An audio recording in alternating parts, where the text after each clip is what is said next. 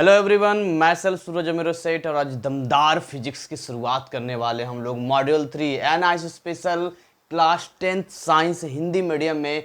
Module 3 में हमने entry मार ली है और मॉड्यूल 3 में 3 चैप्टर हैं जो भौतिकी से रिलेटेड है। बड़े मज़ेदार टॉपिक है, मज़ेदार तरीके से पढ़ेंगे और एक भी टाइम आपको ऐसा, कोई भी समय आपको ऐसा नहीं लगेगा वीडियो के अंदर कि आप बोर हो रहे हैं। अगर आपको लगे कि आप बोर हो रहे हैं या आपको बहुत उबाऊ लग रहा है, आप बाहर हो जाना, मत देखना, मैं यहां तक बोल रहा हूं आपको। आज हम बात करेंगे, सबसे पहला जो हमारा मॉड्यूल 3 का 9वां चैप्टर है वो है गति। गति और विराम के बारे में पढ़ेंगे, गति मोशन के बारे में पढ़ेंगे। गति सबसे पहले पढ़ना है, तो चैप्टर की शुरुआत हमने किया है अध्याय 9 गति। सो लेट्स अंडरस्टैंड, आइए सबसे पहले समझते हैं कि गति क्या होता है और विराम क्या होता है। अगर गति और विराम के बारे में हम बढ़िया से समझ लेंगे तो सारी चीजें क्लियर हो जाएगी। देखिए, सबसे पहले मैं लिखता हूं गति। गति को इंग्लिश में मोशन कहते हैं, ठीक है, गति को मोशन कहते हैं। ये सर गति क्या होता है? अच्छा, मोशन मतलब वो मोशन क्या जो बार बार कहते हैं सर मोशन आ रहा है, वो वाला मोशन नहीं जो डॉक्टर के पास जाना पड़ता है। ये वो वाला मोशन है जिसमें हम कहते हैं कि आप गति में हैं, मूवमेंट में हैं, चल रहे हैं। अच्छा, अब किसी को बोले कि ये गति में है, ये मूवमेंट में है, कैसे इसको डिफाइन करेंगे in terms of science, science की भाषा में कैसे डिफाइन करेंगे? आप मुझे बताइए कि आप सड़क पे चल रहे हैं, तो आप सड़क पे चल रहे हैं तो आपको कैसे पता चला कि आप सड़क पे चल रहे हैं? हेलो, कैसे पता चला सड़क पे चल रहे हैं? यहाँ पर ऐसे खड़े थे और यहाँ पर देख रहे थे तो बहुत बढ़िया कपड़ा की दुकान है ना, यहाँ पर बहुत अच्छा है, ये मॉडल काफ़ी बढ़िया है। फिर उसके बाद आप क्या गए, आगे बढ़ गए, फिर आप दूसरे कपड़े की दुकान पे पहुंच गए। तो आपने क्या देखा? आप एक स्थिर दुकान से दूसरे स्थिर दुकान की ओर बढ़े हैं। यानी एक पॉइंट आपका कौन सा है, आप समझिएगा। अगर मैं आपको बनाऊं, ये वाला एक पॉइंट है आपका, ये समझिए, ये पॉइंट है, इसको मैं बना देता हूं, ये एक शॉप है, ये एक दुकान है आपका, ये एक शॉप है। यहां से आपने मूवमेंट किया और मूवमेंट करते हुए दूसरे शॉप तक गए। ये देखिए, आप दूसरे शॉप तक गए, एक शॉप से आप दूसरे शॉप तक गए, यानी यहां तक आप आए। तो आपने देखा कि आप पहले पॉइंट ए पर थे, फिर आप पॉइंट बी पे आ गए। इसका मतलब ये हो रहा है कि आप एक स्थिर वस्तु के, आप चलिए दूसरे दुकान को अगर हटा भी दें, हम दूसरे वाले दुकान को हटा भी दें, दुकान छोड़िए, दुकान तो ये आपका अपना घर है, मैं यहां लिख देता हूं, ये आपका अपना घर है, ये आपका अपना घर है। छोटा बच्चा होता है ना, मम्मी बाजार जाएंगे, मम्मी साथ में जाएंगे, मम्मी हम भी जाएंगे, यहाँ जाएंगे, वहाँ जाएंगे। तो चलिए, घर से अगर कोई बच्चा निकलता है, घर से बच्चा निकलता है, अब घर से बच्चा यदि निकलता है तो कितनी दूर गया है कैसे पता चलेगा? कोई एक फिक्स जगह तो होना चाहिए जहां से हम डिसाइड करें। ये मार्कर हमने फिक्स कर दिया, ये इसका घर है, यहां से आगे बढ़ने वाला है। अब यहां से यहां आगे बढ़ेगा तो 1 metre, 2 metre, 3 metre, 4 metre, 5 metre, 6 metre, 7 metre, 8 metre. यानी कि एक स्थिर वस्तु के सापेक्ष में उनका क्या बदल रहा है? हम बोलेंगे उनकी स्थिति बदल रही है। इंग्लिश में पोजीशन कहते हैं, हिंदी में स्थिति कहते हैं। तो आपको माइंड में ये सेट करना है कि किसी वस्तु को गति में कहा जाता है जब उसकी स्थिति किसी स्थिर वस्तु के संदर्भ में लगातार बदलती है। ये देखिए, मैंने अपने हाथों से नोट्स बनाया और ये आज का नोट्स नहीं है, तकरीबन 3-4 साल पहले का नोट्स है। देखिए, गीता कोचिंग सेंटर, या देखिए ये दिलसाद कॉलोनी, मृंगनैनी चौक, इस तरह से दिया हुआ है। और ये देखिए, इस तरह पूरा नोट्स मैंने बना रखा था ये। और ये मैंने नोट्स, ये सारे चैप्टर मुझे जवानी याद है, पर नोट्स इसलिए रखता हूँ क्योंकि 11th-12th का भी फिजिक्स मैं पढ़ाता हूँ, तो मुझे ऐसा लगता है मैं आगे सिलेबस ना आगे बढ़ जाऊँ, इसके लिए रखता है। ये देखिए, दूसरा नोट्स मेरे पास है, ये आपका कौन सा चैप्टर का है? बल वाले चैप्टर का है। ये देखिए, इसमें भी पूरा मैंने, ये हिंदी में है, इंग्लिश का अलग है, हिंदी का अलग है। तो इस तरीके से आपको भी नोट्स मिलेंगे। बहुत जल्द आपको नोट्स की एक अनाउंसमेंट वीडियो डाल दी जाएगी जब नोट्स का होगा, और उसका क्या प्रक्रिया होगा, कैसे आपको मिलेगा, ये सारी चीज़ें आपको उस वीडियो में पता चल जाएगा। तो आइए सबसे पहले जानते हैं गति। तो गति की परिभाषा क्या हो गई? किसी वस्तु को गति में कहा जाता है जब उसकी स्थिति किसी स्थिर वस्तु के सापेक्ष में क्या होती है? लगातार बदलती है। तो मैं यहां लिख देता हूं, किसी वस्तु को गति में कहा जाता है जब उसकी स्थिति किसी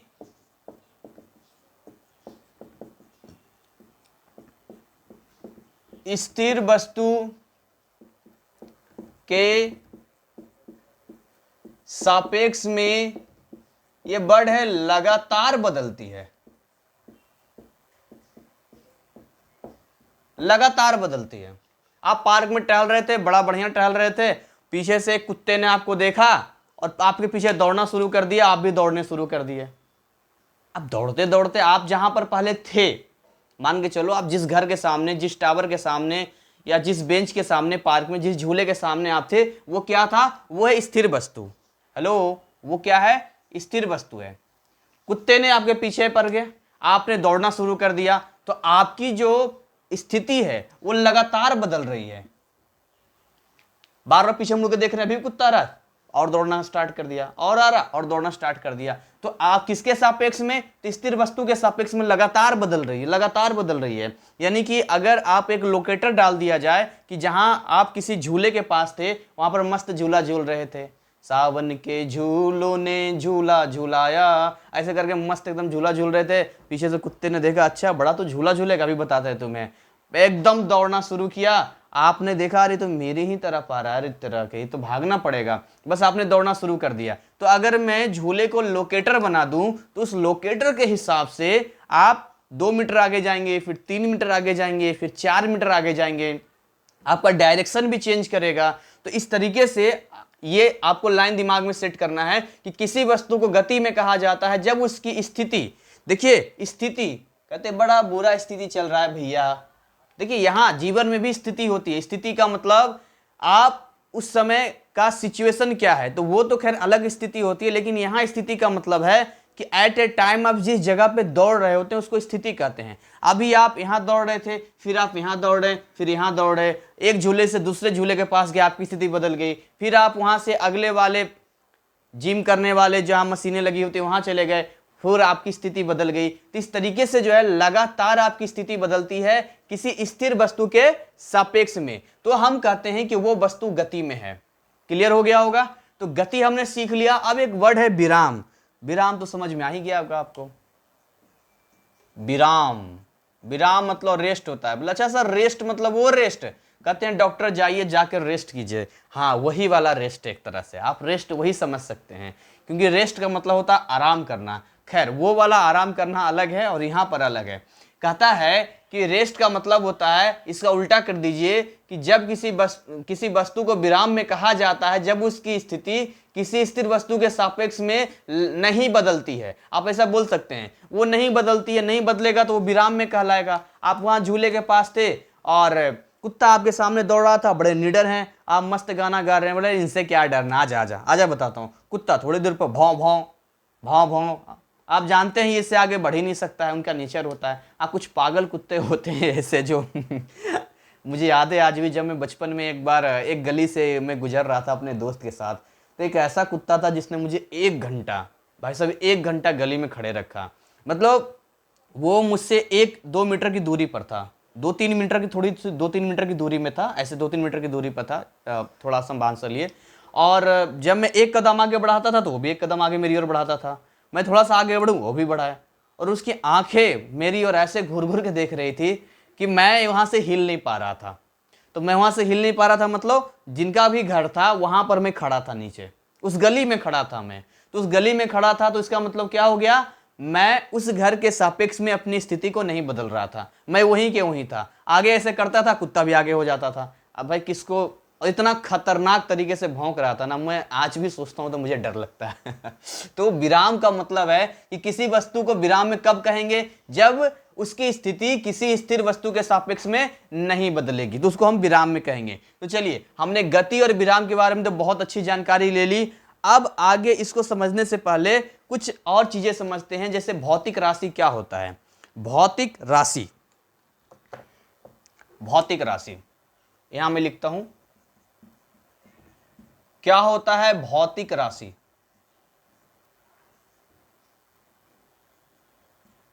ये 7 निवाना साथिया वाली राशि नहीं है, ना ही किसी ग्रह गोचर की राशि है जो ज्योतिष लोग करते हैं। इस राशि का मतलब होता है रसौरे में कौन था, ये वाला राशि नहीं है जो वायरल हुआ था वीडियो, गोपी बहू रसौरे में कौन था। तुम थी, मैं थी, कौन था? तो ये जो राशि है वो भौतिक राशि है। भौतिक राशि मतलब राशि किसे कहते हैं? कहते हैं कि राशि का अगर परिभाषा करें, जिन राशियों को मापा जा सकता है उसको भौतिक राशि कहते हैं। राशि का पहले मतलब समझते हैं। राशि का मतलब होता है जैसे समय हो गया, जैसे कि आप बल कह सकते हैं, दाब कह सकते हैं, और बहुत सारी चीजें जो मात्राएं जितनी भी आती है उन जिनको मापा जा सकता है उसको राशि कहते हैं। ठीक है। और जिन राशि मतलब वो राशि आ गया, और भौतिक राशि का मतलब हो गया कि जिन राशियों को मापा जा सकता है। मैं यहां लिख देता हूं, जिन राशियों को मापा जा सकता है, जिन राशियों को मापा जा सकता है उन्हें हम भौतिक राशि के नाम से जानते हैं। अब ये भौतिक राशि दो तरह का होता है। कितने तरह का होता है भौतिक राशि? ये भौतिक राशि दो तरह का होता है। पहली भौतिक राशि की अगर बात करूं तो होता है सदिश राशि। सदिश राशि के नाम से जानते हैं। और दूसरा होता है अदिश राशि। दोनों ही भाई है। सदिश और अदिश दोनों भाई। कितना प्यारा नाम है ना, बेटा सदिश, बेटा अदिश। हाँ, तो ये हो गया राशि, इनके फादर से मिला है ना। ये राशि तो इनका टाइटल है, जैसे कि सिंह होता है, वर्मा होता है, चौहान होता है, ऐसे करके इनका टाइटल है राशि। तो मिस्टर भौतिक राशि सिंह, सॉरी मिस्टर भौतिक राशि, और उनके दो बेटे मिस्टर सदिश राशि और मिस्टर अदिश राशि। तो अगर मैं सदिश राशि की बात करूं तो सदिश राशि में ऐसा क्या है और अदिश राशि में ऐसा क्या है, तो मैं आपको क्लियर कर देता हूं। देखिए, जितने भी सदिश राशि होगा, जिसे वेक्टर कहते हैं इंग्लिश में, वेक्टर क्वांटिटी। देखिए, राशि को इंग्लिश में क्वांटिटी कहते हैं, क्वांटिटी के नाम से जानते हैं। और इसको बोलते हैं स्केलर क्वांटिटी, इसको स्केलर बोलते हैं। तो समझते हैं कि दोनों भाइयों में क्या फर्क है। तो अगर मैं सदिश राशि की बात करूं, हेलो सदिश, कैसे हो? बोले बहुत बढ़िया है भैया, और बताओ तुम्हारे बारे में इंट्रोडक्शन दो अपना। तो कहेगा मैं एक सदिश राशि हूं, मेरे फादर का नाम भौतिक राशि है और मेरे भाई का नाम अदिश राशि। बोले भाई ये सब हटाओ, अपने बारे में बताओ, तुम्हारा क्या काम क्या है? तो कहा कि देखिए, मेरी जो सबसे मेन प्रॉपर्टी ये है कि मैं मेजरमेंट भी देता हूं और साथ में दिशा का भी ज्ञान देता हूं। यानी कि मैं थोड़ा सा एडवांस टेक्नोलॉजी से काम करता हूं। मैं पूरा गूगल मैप चला के रखता हूं और पूरा लोकेटर के साथ काम करता हूं कि अगर मैं कहीं जा रहा हूं तो किस दिशा में जा रहा हूं, ये जरूरी होता है। बोले तो बहुत अच्छी बात है कि नहीं? जैसे कि मान लो कि आप मान को चलो टैक्सी में बैठ गए, और टैक्सी में बैठने के बाद आपने डिसाइड किया कि आपको इस डायरेक्शन में, पार्टिकुलर डायरेक्शन में जाना है, तो आप टैक्सी किराया भी पे करोगे, साथ में आपके पास डायरेक्शन भी है। लेकिन आप टैक्सी में बैठ जाओ और केवल आप वो जगह बता दो कि हमें इस जगह पे जाना है, वो फिर जैसे ले जाए, फिर कोई फर्क नहीं पड़ता है। तो अगर अगर आपका दिशा निश्चित है, तब तो सदिश, सदिश दिशा के साथ, अदिश उल्टा, सदिश का उल्टा। तो सदिश राशि के बारे में है, जिन भौतिक राशियों में परिमाण के साथ दिशा भी होता है। यानी इसके पास दो चीजें मिल जाएंगी आपको, इसका परिमाण भी मिल जाएगा, परिमाण भी मिल जाएगा प्लस दिशा, ये दोनों चीजें आपको मिल जाएगी। लेकिन अगर आप अदिश राशि के पास आएंगे तो इसके पास केवल और केवल परिमाण आपको मिलेगा, ओनली परिमाण मिलेगा। सो परिमाण को मैग्नीट्यूड कहते हैं, यानी उसकी कितनी वैल्यू है उसको हम मेजरमेंट को परिमाण कहते हैं। तो क्लियर हो गया होगा दोनों भाइयों के भाई में बीच में कि भाई सदिश क्या है और अदिश क्या है। इनके पिता तो भाई भौतिक राशि है, जिनको माप दो वही भौतिक राशि है। दोनों बेटों को पढ़ाया, ये पढ़ लिख के बहुत अच्छा बन गया, ये पढ़ा लिखा है, इसे पता है कि किस दिशा में काम करना है। ये जो है नॉर्मल अनपढ़ रह गया, इसको कोई आता पता नहीं है, ये केवल जो है मतलब मजदूरों काम, परिमाण पे काम करता है, बस स्मार्ट काम, ये स्मार्ट काम करता है। तो ये दोनों में जरा अंडरस्टैंड कर लेते हैं कि इनके टीम में कौन कौन लोग आते हैं और इनके टीम में कौन कौन लोग आते हैं। तो अगर मैं बात करूं सदिश राशि के टीम में, तो आप जरा देखिएगा सदिश राशि के टीम में कौन कौन आता है और अदिश राशि के टीम में कौन कौन आता है। चलिए मैं अदिश राशि से स्टार्ट करता हूं। मैं लिखता हूं समय, समय अदिश राशि के टीम में है, क्यों? और एक एग्जाम्पल मैं यहां लेता हूं, बल, बल जो है सदिश राशि के टीम में है। तो यदि मैं आपसे पूछूं कि बताइए समय कितना हुआ है, तो आप कहेंगे, ऐसा थोड़ी बोलेंगे कि सर 9:10 हुआ है पूरब की ओर, या 9:05 हुआ है पश्चिम की ओर, या 9:05 हुआ है दक्षिण की ओर, या 9:05 हुआ है नॉर्थ ईस्ट की ओर। तो लोग आपको पागल कहेंगे, क्योंकि जब समय बताते हैं तो दिशा का कोई मतलब नहीं होता है। तो जिन राशियों में आपको लगता है क्या, जिसमें दिशा की जरूरत पड़ती ही नहीं है वो ऑटोमेटिक अदिश वाले के साथ में चले जाते हैं, और जिन राशियों में दिशा की जरूरत पड़ती है वो सदिश राशि में आ जाते हैं। जैसे बल, मैं पूछूं बल, मैं यहाँ 5 न्यूटन का बल लगाना चाहता हूँ या 10 न्यूटन का बल लगाना चाहता हूँ, तो सबसे पहला आपका सवाल होगा आप किस दिशा में बल लगाना चाहते हैं। जैसे इस बोर्ड में मैं बल लगाना चाहता हूँ तो मैं ऐसे बल लगाना चाहता हूँ, या फिर मैं इसको नीचे से ऐसे बल लगाना चाहता हूँ, या जो गुरुत्वाकर्षण का बल लगता है वो धरती नीचे की ओर खींचती है, एक निश्चित दिशा होती है।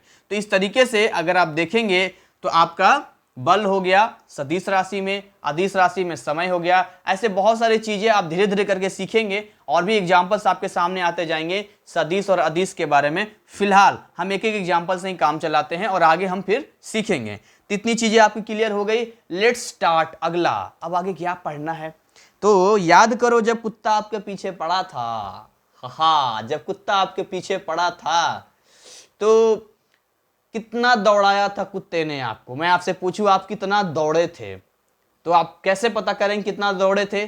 तो जहां से आपने दौड़ना शुरू किया होगा वो आपका प्रारंभिक स्थिति है, और जहां पर आके रुके होंगे एकदम ऐसे है, हाँ थैंक गॉड अब तो नहीं आ रहा, जहां पर आप रुके होंगे तो प्रारंभिक स्थिति से अंतिम स्थिति के बीच में आप जिन जिन रास्तों से होकर गुजरे थे, अगर उन रास्तों की लंबाई को माप लिया जाए और टोटल जोड़ दिया जाए तो पता चल जाएगा कि हम कितना दूरी हमने तय किया है। जैसे गाड़ियों में भी लगा होता है जो बताता है कि आप कितना दूरी चल रहे हैं, यानी कि आप जितना भी स्टेप आगे बढ़ते हैं, अगर 1 मीटर भी आगे बढ़ते हैं या थोड़ा सा भी आगे बढ़ते हैं तो उसमें सारा ऐड होता चला जाता है, तो उसको हम बोलते हैं तय की गई दूरी। ठीक है, अब तय की गई दूरी बात करते हैं, तो तय की गई दूरी को जरा एक नजर देख लेते हैं, उसके बाद मजा आने वाला है इस चैप्टर में। वैसे सही सही सोचना, अगर जिनको कुत्ते ने परेशान किया है ना, या जो जिनके पीछे पड़ा है, वो आज उनको याद ताजा हो गया होगा, बोले क्या सर क्या आप भी एकदम कर रहे हैं। और जिनको नहीं हुआ वो ट्राई मत करना, पता चला कि सर ने पढ़ाया था, चलो आज हम फिजिक्स पार्क में अप्लाई कर किया जाए, है ना। कुत्ते को जानबूझ के चिढ़ाया और बोला कि कुत्ता पीछे दौड़ेगा ये, और एक दोस्त को बोला तुम मापना कहाँ कहाँ मैं कैसे जा रहा हूँ। ऐसा मत करना भाई, ठीक है। चलो तो आगे हम बात कर लेते हैं थोड़ा सा कि किस तरीके से जो है तय की गई दूरी वगैरह से हम सीखते हैं ये। तो अगर मैं बात करूं तय की गई दूरी क्या होता है, देखिए मैं लिखता हूं तय की गई दूरी। तय की गई दूरी, क्यों हिल रहा है बोर्ड, अभी भी हिल रहा है, अभी भी हिल रहा है, ठीक है। अब तय की गई दूरी किसे कहते हैं, हेलो क्या कहते हैं तय की गई दूरी, आइए जानते हैं। कहता किसी वस्तु द्वारा चली गई कुल पथ की लंबाई को तय की गई दूरी कहते हैं। किसी वस्तु द्वारा चली गई कुल पथ की लंबाई को तय की गई दूरी कहते हैं।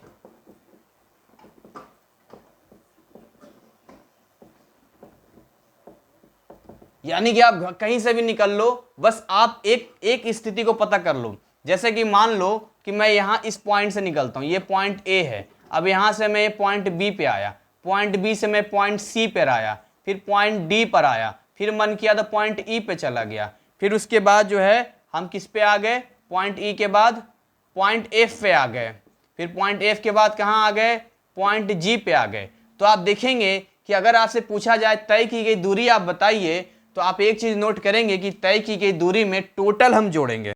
तो यहां पर मैं आपसे पूछूं कि बताइए तय की गई दूरी क्या होगा, तो देखिए आपने कहा कि सर तय की गई दूरी तो वही होगी ना, सबको जोड़ देंगे, बिल्कुल जोड़ देंगे। तो चलिए यहां मैं आपसे पूछता हूं कि बताइए क्या होगा तय की गई दूरी। तो एक चीज मैं क्लियर कर दूं, आप अपने आप को 0 पर मान लीजिए कि आपको कुछ नहीं आता है, और जो मैं सिखा रहा हूं उसको सीखिए। ये स्टेप है, मैं फिजिक्स आपको इस तरीके से सिखाऊंगा कि एक तो आपको कभी हार्ड लगेगा नहीं, और दूसरा हंसते खेलते आप ऐसे सीख जाएंगे कि आप इनके जितने भी मैथमेटिकल, जितने भी न्यूमेरिकल्स होंगे, जितने भी प्रश्न होंगे, यूं चुटकियों में सोल्व कर देंगे। तो बने रहिएगा, थोड़ा हो सकता है कि वीडियो का लेंथ ज़्यादा हो जाए, लेकिन कितना, लाइफ में वन टाइम, केवल जिंदगी में एक बार आपको 2-3 घंटे का 2-3 घंटे एक्स्ट्रा देकर आप फिजिक्स की वो सारी चीज़ें सीख लेंगे जो आपको हायर क्लासेस में भी काम करेगा और लाइफ टाइम आपको समझ में आएगा। तो थोड़ा सा समझिएगा, एक एक पॉइंट क्लियर करते हैं, क्योंकि जनरली टीचर लोग इस तरीके से नहीं पढ़ाते हैं, वो अपना काम करके यूँ चले जाते हैं।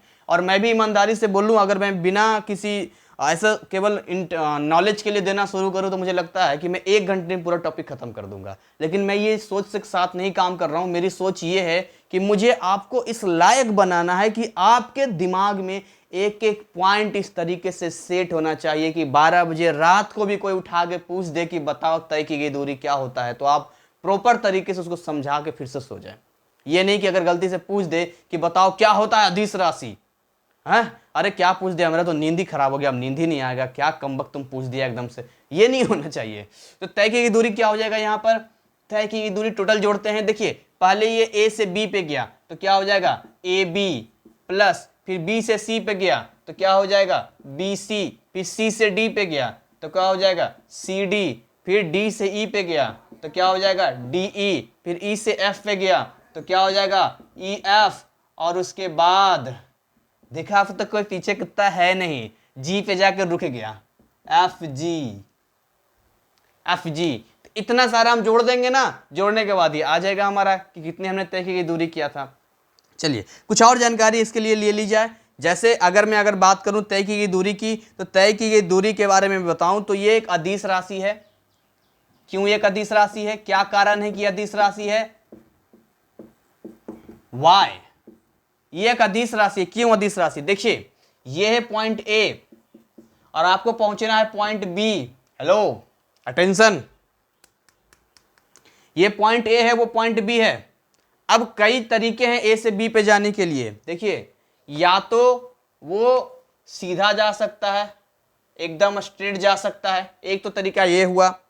दूसरा तरीका ये हुआ कि वो अपनी मर्जी से कैसे भी जा सकता है, ऐसे जा सकता है, ऐसे आ सकता है, या फिर ऐसे लंबा चौड़ा घूम फिर के आ सकता है, फिर ये ऐसे आ सकता है, जैसे चाहे वैसे आ सकता है। जैसे मान लो कि दिल्ली से किसी को बिहार जाना है, तो दिल्ली से बिहार जाना है तो एक तरीका है, दिल्ली से पहले यूपी जाएगा, फिर यूपी से लखनऊ और आगे जो है पंडित दीनदयाल उपाध्याय से आगे फिर वाराणसी होते हुए पटना, मतलब बिहार में एंट्री कर लेगा।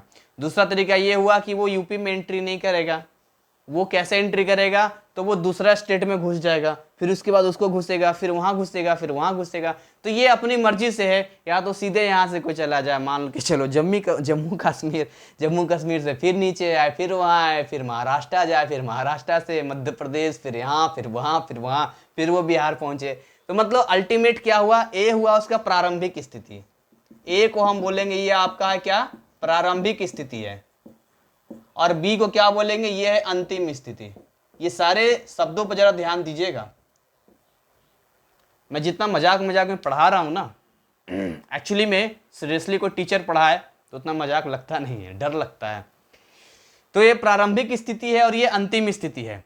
तो इसको अदिश राशि इसलिए कहते हैं कि यहां पर कोई पक्का नहीं है। आप देखो, या तो आप पहले वाले रास्ते से जा सकते हो, या दूसरे रास्ते से जा सकते हो, या आप तीसरे रास्ते से जा सकते हो, या चौथे रास्ते से, या पांचवें रास्ते से, या अपने मन से कोई और रास्ता बना लो, वहां तक पहुंच सकते हो। और देखोगे तो हर किसी में तय की गई दूरी बदल जाती है, दिशा बदल जाता है। क्यों दिशा बदल जाता है, देखो हर पल दिशा बदल रहा है। यहाँ पर जो है दिशा ये है, यहाँ पर दिशा ये है, यहाँ पर दिशा ये है, यहाँ पर दिशा ये है, यहाँ पर दिशा ये है, यहाँ दिशा ये है, यहाँ दिशा ये है, यहाँ दिशा ये है। तो हर वक्त दिशा बदलते रहा है। तो इस तरीके से हम बोलते हैं कि इसके पास तो कोई निश्चित दिशा है ही नहीं। मैं ये नहीं कह रहा कि दिशा नहीं होगा, भाई कहीं ना कहीं चलेगा, किसी दिशा में तो चलेगा ही, लेकिन एक निश्चित दिशा नहीं है, जिसकी वजह से ये क्या है, अदिश राशि है। ओके चलिए जी, समझ में आ गया, अदिश राशि है। इसका एसआई मात्रक क्या होगा, एसआई क्या बोलते हैं सर, एक इंटरनेशनल सिस्टम ऑफ यूनिट होता है। एक कहते हैं जब साइंस में सारी चीजें आपस में वैज्ञानिक लोग मिलकर काम कर रहे थे, तो वहां पर एक ये आया था कि मान लो इंडिया के अंदर वजन मापने के लिए कुछ और इस्तेमाल हो, जापान के अंदर कुछ और हो, या कहीं और कहीं और कहीं और हो, तो अपने देश तक तो चीज़ें समझ में आएगी, लेकिन जब हमारे देश के व्यक्ति वहाँ पर जाएंगे तो उनको ये समझ में नहीं आएगा कि इंडिया की इतनी दूरी जापान में इतनी कितनी दूरी होगी, या चाइना में कितनी दूरी होगी, अमेरिका में कितनी दूरी होगी। इसलिए इंटरनेशनल लेवल पे वैज्ञानिकों ने मिलकर एक सिस्टम बना दिया और सिस्टम में कहा कि जितनी भी दूरियां होंगी उसको मीटर में मापेंगे, जितना समय होगा उसको सेकंड में मापेंगे, जितना वजन होगा मतलब भार होगा उसको केजी में मापेंगे। तो इस तरीके से इसका एसआई मात्रक क्या होता है, मीटर होता है। समझ में आ गया, मीटर एम से डिनोट करते हैं, यानी हम मीटर में लिखेंगे। देखिए अगर छोटा यूनिट सेंटीमीटर भी आ जाए तो भी चलेगा।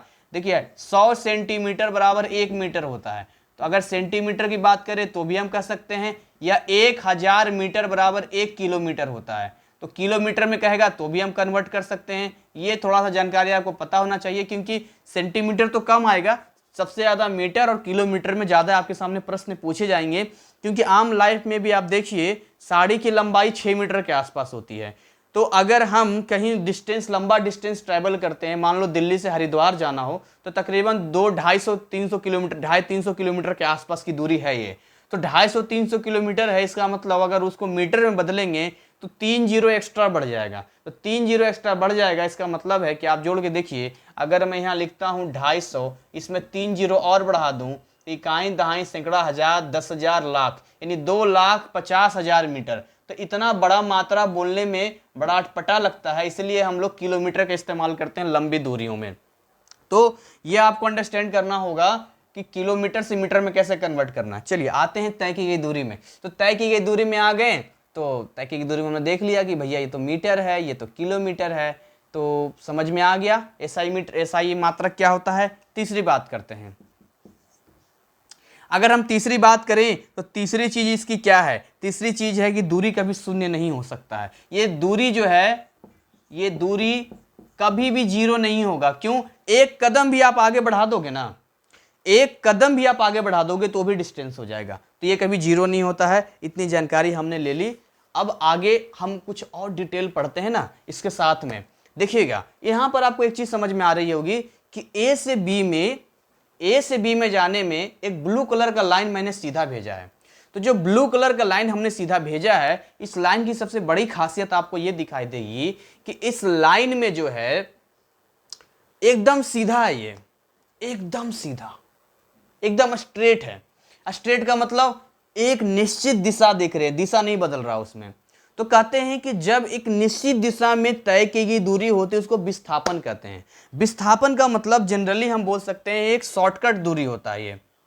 अगर मैं विस्थापन बताऊं कि विस्थापन क्या होता है, तो विस्थापन जो है ये एक शॉर्टकट दूरी है। शॉर्टकट मतलब न्यूनतम दूरी है। ये न्यूनतम दूरी किनके बीच में, प्रारंभिक स्थिति और अंतिम स्थिति के बीच का न्यूनतम दूरी है। न्यूनतम दूरी कैसे होगा, एक सरल रेखा।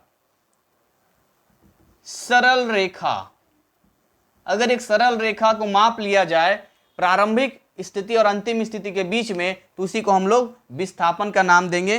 तो परिभाषा अगर आपको विस्थापन का देना होगा तो आप क्या लिखेंगे, किसी गतिशील वस्तु के प्रारंभिक स्थिति तथा अंतिम स्थिति के बीच सीधी रेखा की लंबाई को उस वस्तु का विस्थापन कहते हैं। क्या मैंने बोला, किसी गतिशील वस्तु, समझिएगा वस्तु गतिशील होना चाहिए, तो हम बोलेंगे किसी गतिशील वस्तु के प्रारंभिक स्थिति और अंतिम स्थिति के बीच सरल रेखा की लंबाई को उस वस्तु का विस्थापन कहते हैं। क्लियर हो गया?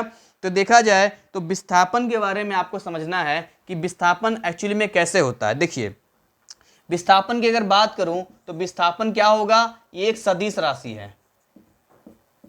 यहां पर विस्थापन क्या है, एक सदिश राशि है। क्यों सदिश राशि है, क्योंकि इसके पास दिशा है।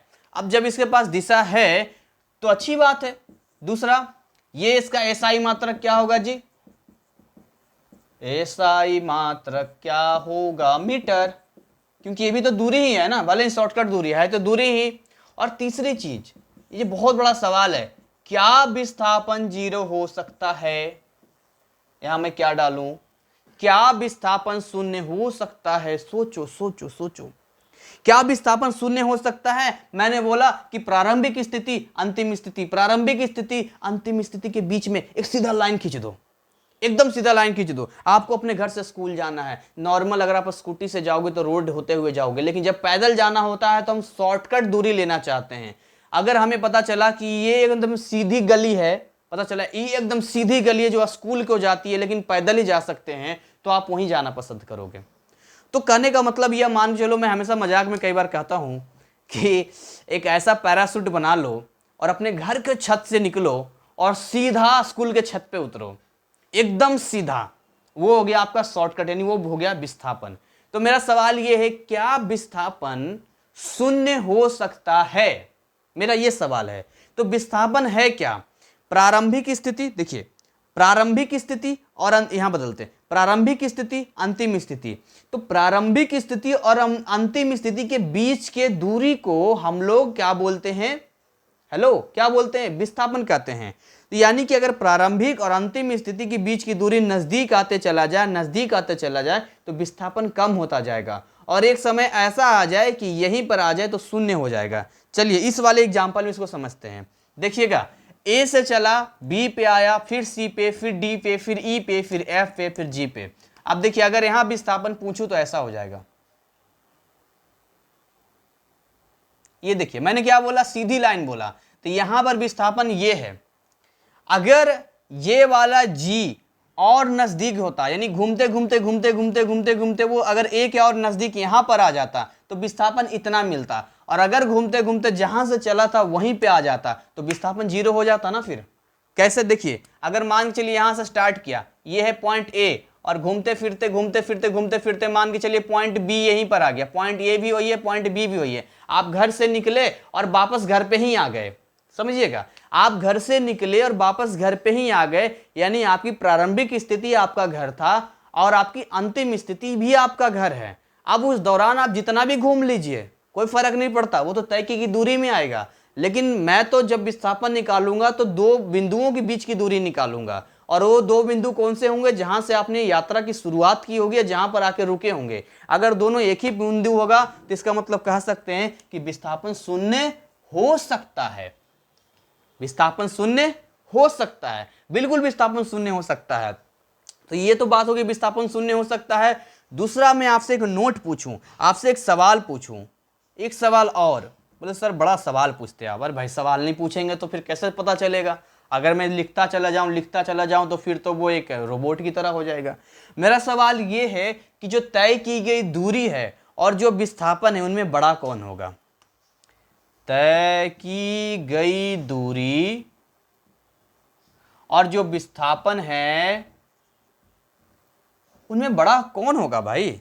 लेकिन देखिए सर, गलत बात है ना, ऐसे तुलना नहीं करना चाहिए किसी की, गलत बात है ये। आप तुलना करके ऐसे आप किसी का मतलब किसी का कॉन्फिडेंस को लो नहीं कर सकते हैं। हमें सिखाया गया है बिल्कुल no no no no comparison, लेकिन साइंस में करना पड़ेगा वरना आपका कॉन्फिडेंस लो हो जाएगा। तो तय की गई दूरी और विस्थापन में क्या फर्क होगा? फर्क नहीं, दोनों में कौन बड़ा होगा?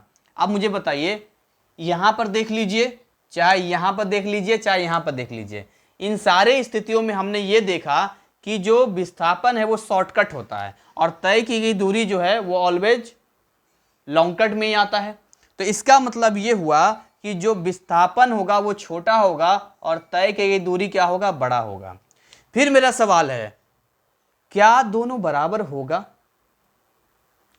क्या दोनों बराबर होगा या नहीं होगा? तो देखिए, दोनों बराबर केवल एक स्थिति में होगा, क्योंकि ये भी दूरी, ये भी दूरी। विस्थापन में हम दूरी ही निकालते हैं, लेकिन वो सीधा होता है। यदि सरल रेखा पथ पे कोई गतिमान है, सरल रेखा पथ पे, मैं क्या बोल रहा हूं, यहां पर लिख देता हूं, यदि कोई सरल रेखा पथ की बात करता है, सरल रेखा पथ, सरल रेखा पथ कैसा होता है जी? तो सरल रेखा पथ का मतलब हो गया कि एकदम ये पॉइंट यहां है और ये पॉइंट यहां है, ये ए है और ये बी है, और यहां से अगर ये मान के चलिए आप यहां से चलना शुरू किए, कितना नन्हे मुन्ने प्यारे से मैंने बनाना से हाथ खड़ा करके, फिजिक्स में ऐसे ही बनाते। देखिए, एक गोला बना देंगे, एक लाइन खींचेंगे, फिर इसको दो टांगे बना देंगे, यहाँ दो हाथ दे देंगे। तो यदि कोई सरल रेखा पथ पे गति करता है तो यहां पर आप एक चीज नोट करेंगे कि यहां से यहां आने में, यहां से यहां आने में जो तय की गई दूरी होगा जो तय की गई दूरी होगा वो विस्थापन के बराबर होगा, वो विस्थापन के बराबर होगा। इसलिए सिंबल में हम यहाँ पर एक लाइन ऐसे बराबर का भी खींच देते हैं।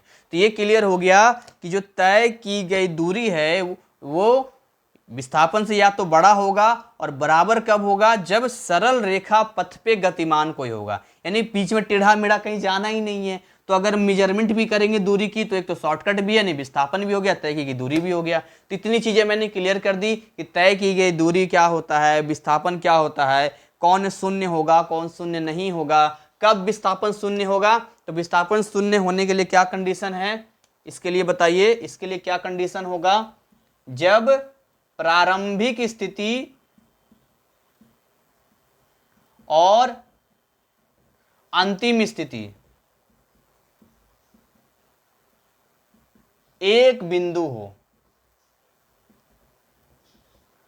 जब प्रारंभिक स्थिति और अंतिम स्थिति एक ही हो, एक ही जगह हो, एक ही स्थिति हो, एक ही बिंदु हो, तो हम बोलते हैं विस्थापन शून्य है। तो आई होप इतनी चीजें आपकी क्लियर हो गई होगी। अब हम जो है आगे पढ़ने वाले हैं गति के बारे में। तो गति का मतलब होता क्या है समझिएगा। गति की अगर मैं बात करूं, एक होता है एक समान गति, एक होता है असमान गति।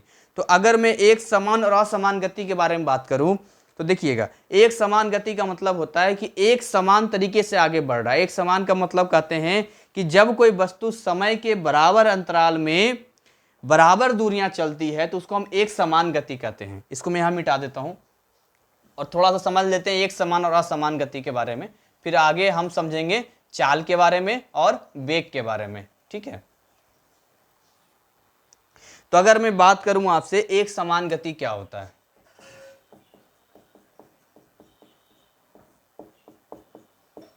एक समान गति का मतलब होता है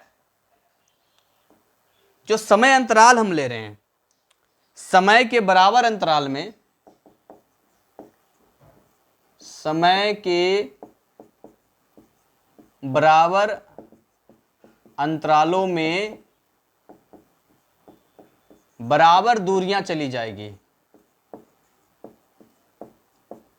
देखिएगा, समय के बराबर, जैसे मान के चलिए यहां से यहां पहुंचना है इसको, तो मान के चलिए यहां से यहां आने में, यहां से यहां आने में, समझिए यहां से यहां आने में इसने 1 मीटर लिया। ठीक है, 1 मीटर लिया और इसको मान के चलिए लगा यहां से आने, मान के चलिए लगा 10 मिनट, 10 मिनट नहीं, चलिए 1 मीटर लिया, या ऐसे समझिए यहां से यहां 1 किलोमीटर है, यहां से यहां 1 किलोमीटर है, इसको कितना लगा, 10 मिनट लगा।